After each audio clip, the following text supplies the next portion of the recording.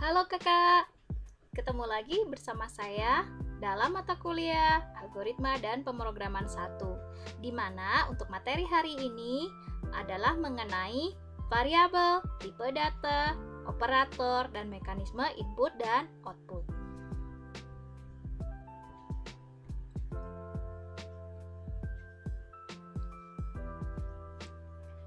Mengenai algoritma, sebenarnya semua orang sudah banyak menggunakan algoritma dalam kehidupan sehari-hari. Jadi sebenarnya algoritma adalah solusi dari masalah yang dihadapi oleh manusia dalam kehidupan sehari-hari. Namun karena manusia sering tidak fokus tentang hal itu, maka istilah algoritma di sini tidak cukup populer. Contoh dari algoritma adalah runutan solusi sebagai berikut. Ini adalah algoritma untuk mengupas kentang. Maka urutan dari solusi-solusi yang perlu untuk dilakukan adalah pertama kita menyiapkan kotak untuk kentang itu sendiri. Kemudian masukkan kentang ke dalam kotak agar kentang tidak berantakan. Kemudian hasilnya adalah seperti ini, lalu kita siapkan kotak pisau agar pisau juga tidak menjadi berantakan. Baru kemudian pisau dimasukkan ke dalam kotak pisau. Karena kentang dan pisau sudah ada, maka manusia dapat memproses untuk mulai mengupas kentang itu sendiri. Dan pada hasil akhirnya adalah kentang selesai dikupas. Urutan-urutan ini penting untuk dipahami secara runut agar tidak menjadikan solusi-solusi ini salah dalam menyelesaikan masalah. Lalu apa itu pemrograman?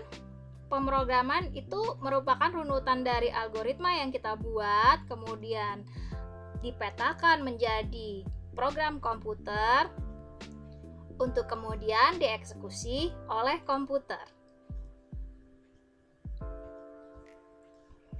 Alurnya adalah seperti ini. Jadi, pikiran dari manusia mencoba membuat algoritma dengan runutan yang sesuai.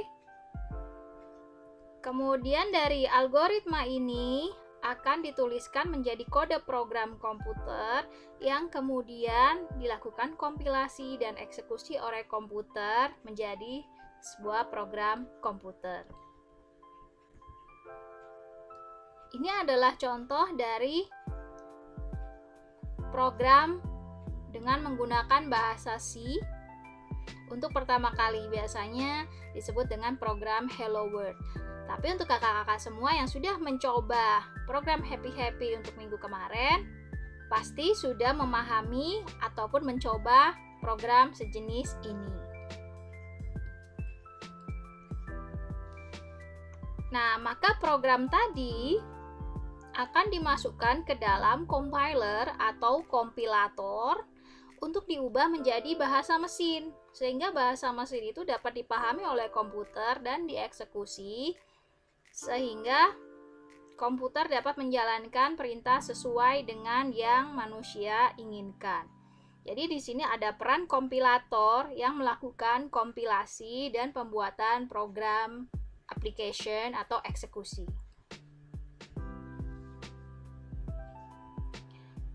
Program dijalankan menggunakan memori komputer.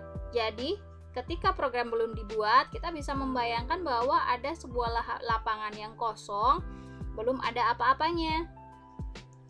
Seperti halnya tadi algoritma mengupas kentang. Di awal belum ada apapun, kemudian kita memerintahkan untuk membuat kotak kentang, membuat kotak pisau untuk kemudian diisi dengan kentang dan pisau. Urutan-urutan instruksi inilah yang nantinya akan perlu kita pelajari lebih lanjut. Ilustrasi yang lainnya lagi bisa juga dengan menggunakan Nmap atau analogi mapping, salah satu menu di CSVC. Di sini bisa kita lihat bahwa ketika program kita belum berisi apa-apa, maka inilah kondisi memori, masih kosong. Kemudian, jika kita meminta memori atau memerintahkan memori untuk membuat sebuah kotak, maka kita bisa mengetikkan perintah. Maka memori akan membuat kotak A seperti yang kita ketikkan. Kemudian, jika misalkan kita ingin mengisi kotak A dengan nilai 9,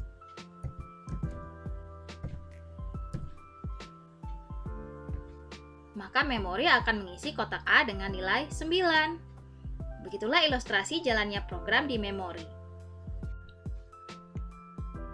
Maka di sini perlu sekali keahlian imajinasi untuk membuat algoritma, untuk mencari solusi, menghasilkan program komputer.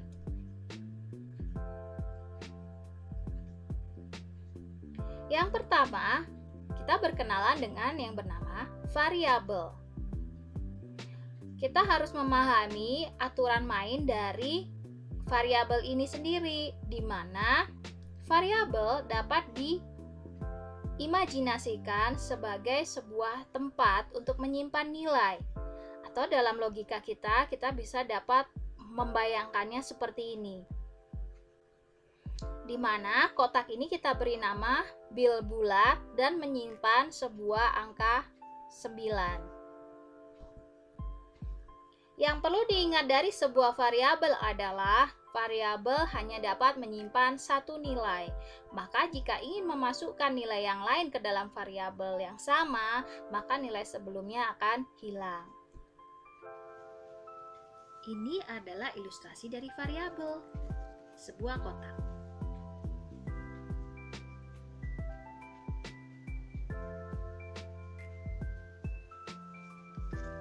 Kotak ini bisa kita beri nama, misalnya di sini bil bulat.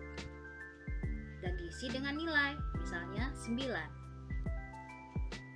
Lalu kita bisa membuat kotak lagi. Misalkan untuk bilangan real dengan nilai 5,9.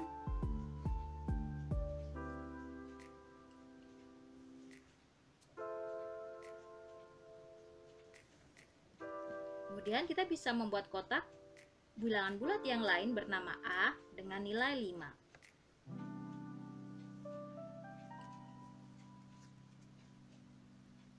Berikutnya kita bisa membuat kotak lagi dengan menyimpan hasil pertambahan kotak bil bulat dan A.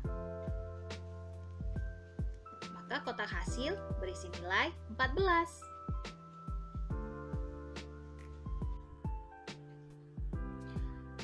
Variabel dapat dimasukkan beberapa jenis nilai atau tipe data. Di antaranya adalah integer yang digunakan untuk menyimpan bilangan bulat. Kemudian ada float yang digunakan untuk menyimpan bilangan real. Dan ada char yang digunakan untuk menyimpan karakter. Masih ada beberapa tipe data yang lain, namun untuk awal kita belajar hari ini, kita akan mencoba mempelajari 3 tipe data ini. Misalkan untuk tipe data integer, maka kita bisa membuat variabelnya seperti ini. Ini deklarasi di dalam program kita, maka di dalam pikiran kita seperti ini. Jika kita deklarasikan seperti ini, maka di dalam pikiran kita seperti ini, tidak ada nilainya. Apakah keduanya boleh? Iya, boleh. Hanya saja perbedaannya di sini sudah ada nilainya dan di sini belum ada nilainya.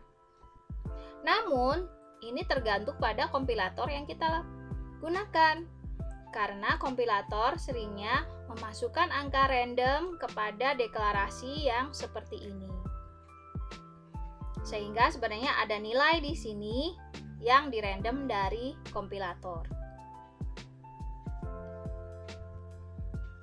Ini terkait dengan yang sebelumnya telah saya jelaskan, bahwa variabel hanya menyimpan satu nilai saja.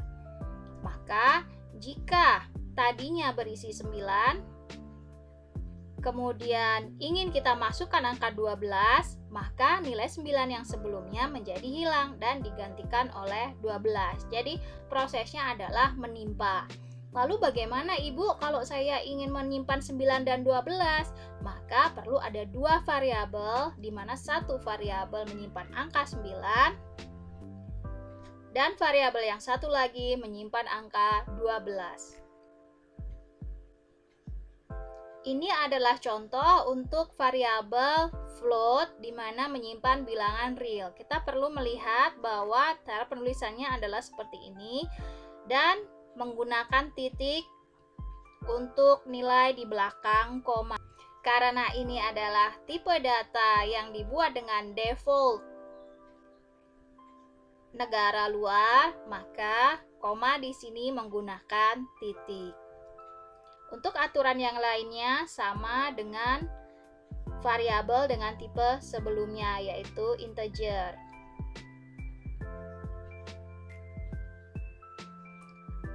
Sama halnya dengan integer, walau variabel float juga hanya dapat menyimpan satu nilai.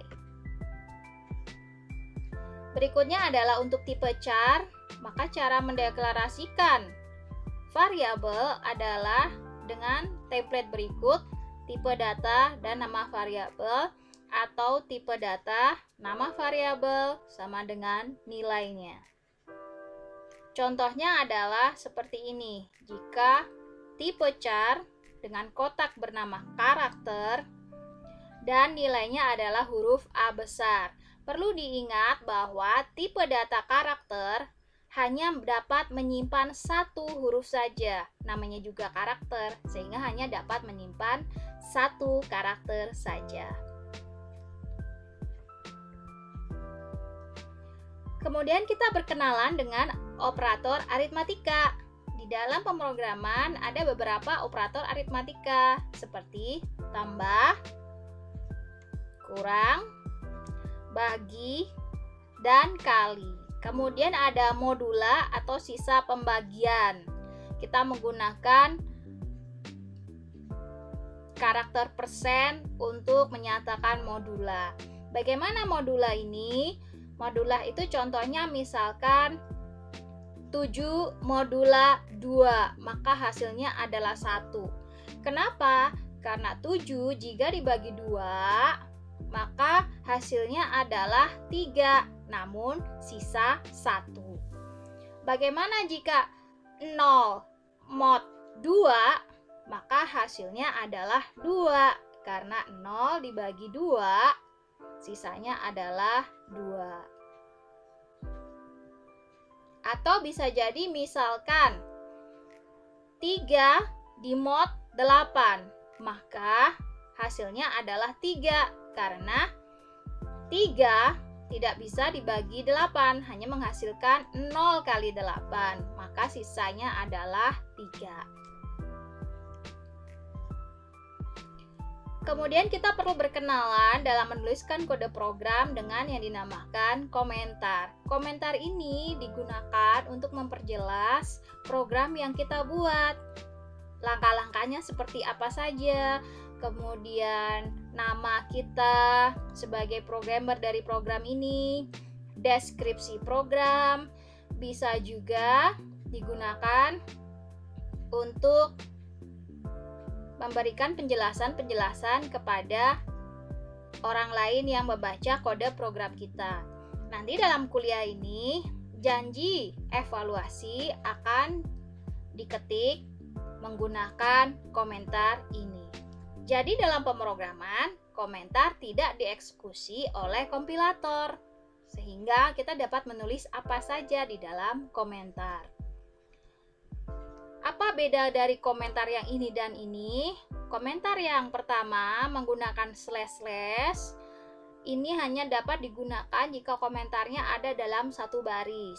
Sedangkan slash bintang slash digunakan jika komentar untuk beberapa baris. Ada mekanisme untuk menampilkan sesuatu ke layar, yaitu kalau dalam bahasa C kita menggunakan fungsi printf dari standar input output atau stdio.h. Contohnya jika kita ingin menampilkan wilujeng sumping, maka kita menulis printf tanda petik, lalu tulis Wilujeng Sumping, dan jangan lupa menggunakan titik koma. Ini jika kita ingin menampilkan variabel berupa integer, isi dari kotak variabel itu, maka kita bisa menulis isi variabel bilangan bulat adalah, ini adalah tempat bookingannya di mana isi dari variabel bil bulat nanti akan ditampilkan. Jadi posisinya ada di sini. Kemudian bisa kita berikan new line atau backslash n. Kemudian jangan lupa untuk menuliskan koma kotak variabel yang akan kita tampilkan isinya. Kita perlu memperhatikan di sini bahwa kalau untuk tipe data integer, maka kita menggunakan %d atau %i. Sedangkan untuk menampilkan variabel float, kita perlu %f, atau jika ingin menampilkan variabel karakter, maka di sini persennya adalah %c.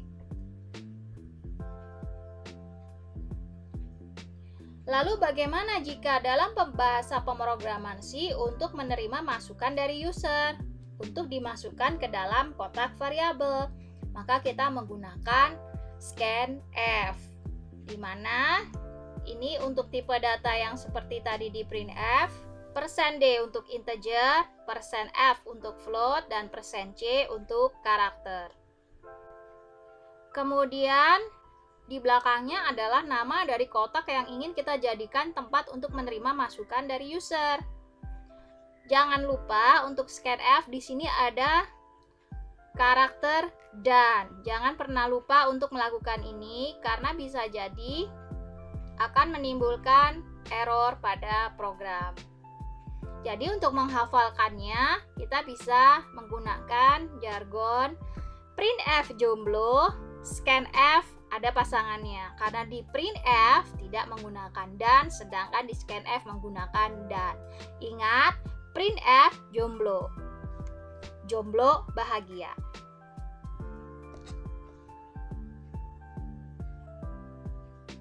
Contohnya bagaimana kalau kita ingin membuat sebuah algoritma untuk kasus berikut.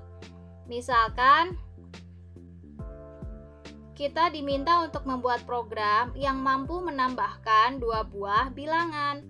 Maka kita bisa menyusun algoritmanya sebagai berikut. Pertama, kita membuat variabel untuk menampung bilangan pertama. Contohnya ini ilustrasinya. Berikutnya, kita membuat variabel untuk menampung bilangan kedua. Kenapa harus 2 buah variabel? Karena ingat aturan mainnya bahwa satu variabel hanya dapat menyimpan satu nilai saja. Maka jika diperlukan penambahan 2 buah nilai, maka dibutuhkan 2 buah variabel atau 2 buah kotak. Langkah berikutnya adalah meminta kepada user untuk mengisi kotak-kotak yang telah kita buat. Ilustrasinya di sini yang pertama adalah mengisi kotak bilangan 1 dan berikutnya mengisi kotak bilangan 2. Setelah kotak bilangan 1 dan bilangan 2 terisi, maka kita bisa menambahkan keduanya. Namun, kita membutuhkan kotak hasil untuk menyimpan hasil pertambahan antara nilai kotak bilangan 1 dan nilai dari kotak bilangan 2 agar nilai dari kedua bilangan ini tidak hilang. Maka kita membutuhkan satu kotak lagi untuk menyimpan hasilnya. Berikut adalah ilustrasinya. Jadi di dalam pemrograman kenapa menulisnya dibalik? Kalau biasanya di dalam matematika harusnya di sini adalah bil 1 ditambah bil 2 sama dengan hasil. Namun jika di dalam pemrograman artinya adalah kotak hasil isinya didapatkan dari isi bilangan 1 ditambah isi bilangan 2. Begitu cara membaca kode program. Kemudian karena hasil sudah dihitung, maka kita perlu untuk menampilkan ke layar. Maka isi dari kotak hasil ditampilkan ke layar. Mari kita membuat kode programnya dari memetakan algoritma yang tadi telah kita buat ke dalam bahasa C. Maka di awal ketika program kita masih seperti ini, maka di otak kita bayangan kita adalah seperti ini. Ada lapangan kosong yang belum diisi apa-apa. Kemudian kita menjalankan algoritma kita, membuat bilangan 1. Kita katakan kepada memori, "Hai memori, aku membutuhkan sebuah variabel dan namanya adalah bil1." Kata memori, "Oke." Maka lahirlah sebuah variabel dengan nama bil1 di memori. Begitu ya. Kemudian minta lagi ke memori sebuah kotak lagi untuk menyimpan nilai kedua, yaitu bil2. Maka kita meminta ke memori untuk menyediakan kotak bil2. Kemudian memori mengatakan, "Oke, akan kubuatkan." Maka lahirlah kotak bil2 di memori.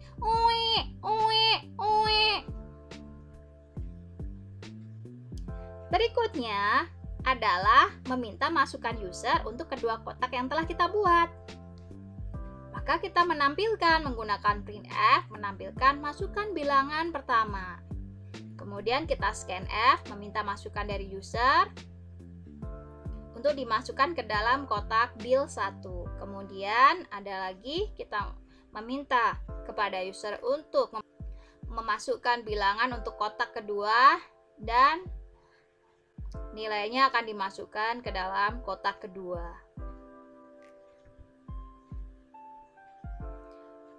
Berikutnya adalah karena kedua kotak telah terisi nilai, maka kita tinggal menyimpan hasil pertambahan dari bilangan 1 dan bilangan 2. Maka hasil sama dengan bil1 dan bil2 sesuai dengan ilustrasi sebelumnya.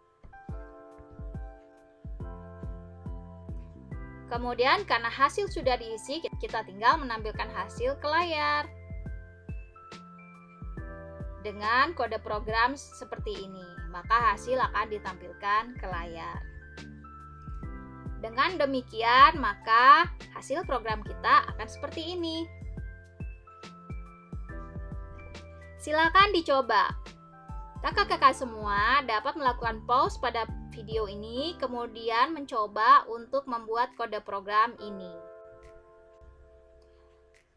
Jika telah mencoba program sebelumnya, kakak-kakak bisa mencoba membuat program ini. Saya tidak akan membahasnya di sini, sehingga kakak-kakak juga dapat melihat contoh penyelesaiannya di slide yang saya berikan. Contoh berikutnya adalah ketika kita perlu untuk membuat program. Studi kasus berikutnya adalah ketika kita perlu membuat program untuk menampilkan bilangan di belakang koma 2 angka dan bilangan di depan koma dengan terpisah dari float masukan. Maka logikanya adalah pertama, kita membuat variabel untuk menampung floatnya, kemudian membuat variabel integer untuk menampung nilai depan float, kemudian membuat variabel untuk menampung nilai belakang float. Tentu saja ini tipenya integer karena inginnya ditampilkan secara terpisah antara nilai depan dan nilai belakang dalam bentuk integer. Kemudian meminta masukan user untuk bilangan float yang diinginkan, kemudian mengambil bagian depan float dan mengambil bagian belakang float. Kemudian setelah selesai prosesnya, kita bisa menampilkan bagian depan float dan menampilkan bagian belakang float. Perhatikan kemampuan float dalam menyimpan angka desimal. Sebenarnya secara presisinya float ini masih kurang baik dibandingkan tipe data double. Tapi untuk di awal kita belajar mengenai float terlebih dahulu. Kakak-kakak semua dapat mempost video ini untuk kemudian mencoba membuat kode programnya sendiri. Jika memang nanti sudah mengalami mentok, maka kakak-kakak semua dapat meneruskan video ini untuk menemukan jawabannya. Jawabannya adalah bagaimana mendapatkan nilai depan terlebih dahulu. Kita dapat memasukkan float itu sendiri ke dalam integer. Jadi ini adalah kotak integer, ini adalah kotak float. Maka ketika float dimasukkan ke dalam kotak integer, secara otomatis komanya akan menjadi hilang dan menjadi hanya menerima bilangan depannya saja sebagai integer. Lalu bagaimana mendapatkan bilangan belakang? Kita dapat membuat ini. Jadi, bilangan float dikurangi depan float sehingga hanya menyisakan komanya saja, kemudian dikalikan 100 sehingga menjadi bilangan integer dengan 2 digit angka di depan koma. Karena dimasukkan ke dalam kotak integer, maka tidak ada koma dari persamaan ini. Ini adalah hasil dari programnya. Contoh berikutnya adalah bagaimana membuat program untuk menampilkan akar kuadrat dari masukan user. Maka ini adalah urutan yang perlu dilakukan.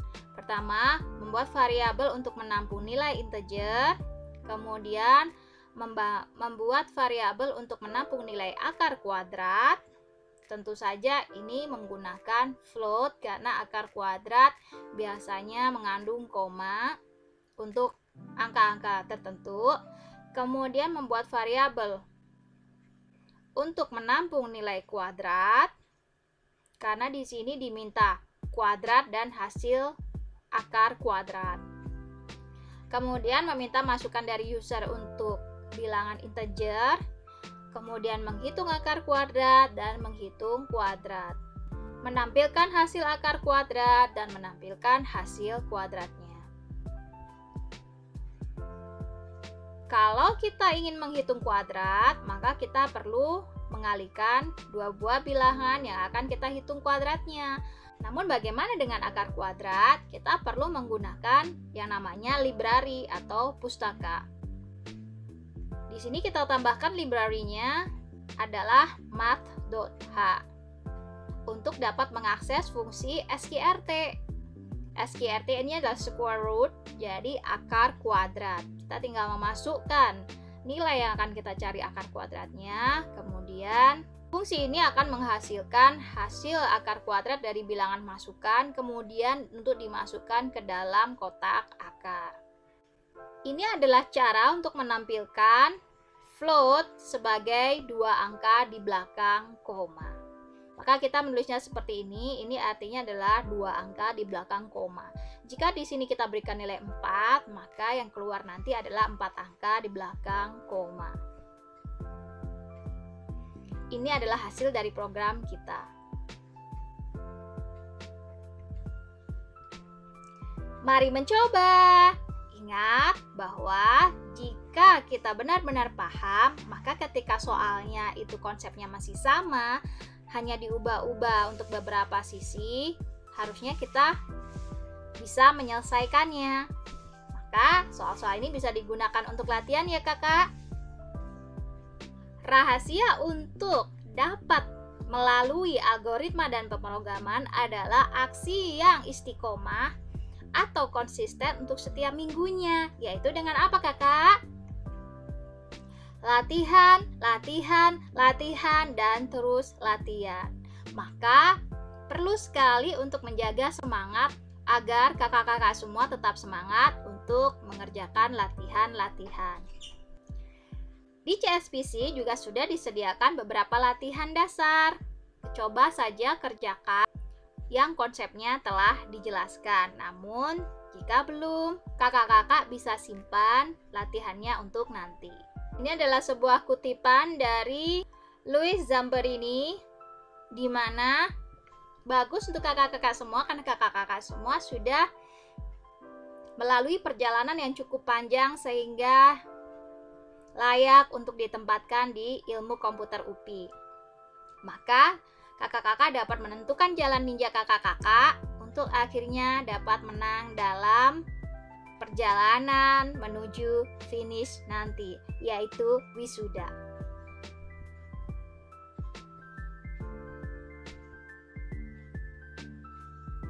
Sekian penjelasan dari saya untuk minggu kedua ini dalam mengenal variabel, tipe data, operator, dan input-output.